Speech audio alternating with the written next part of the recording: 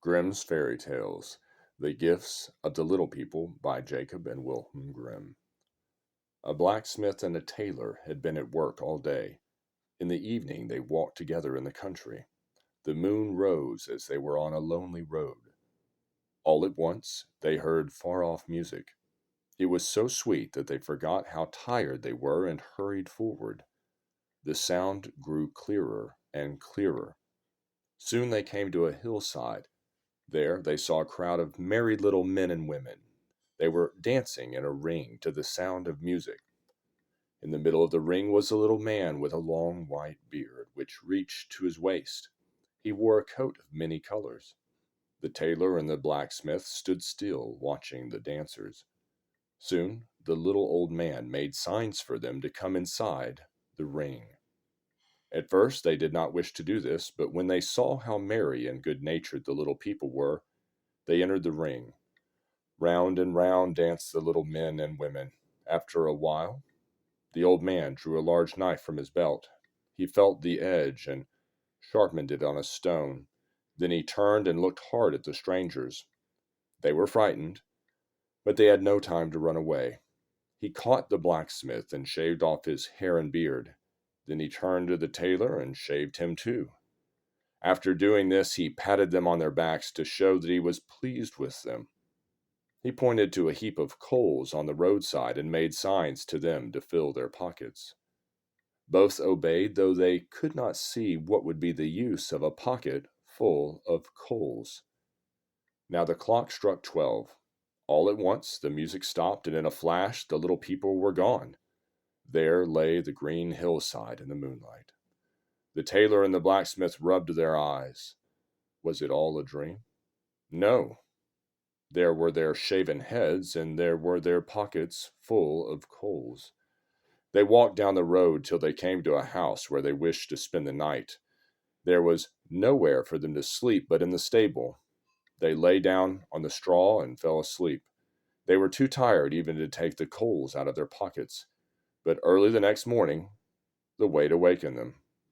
What was their surprise to find that instead of coals, their pockets were full of lumps of gold.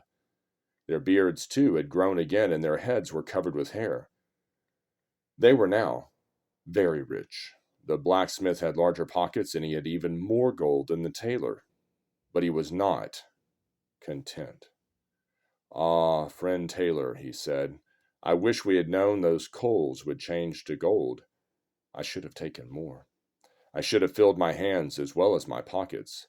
Let us go back to the hillside tonight. No doubt the little old man will give us more." "No," said the tailor, "I am content. The little man gave me more gold than I had ever hoped to see.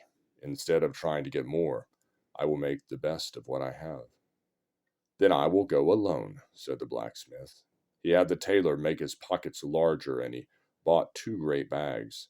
Then he went to the hillside. He found the little people dancing and singing as on the former night. Again, they took him into the ring. The old man shaved him and made signs to him to take some coals.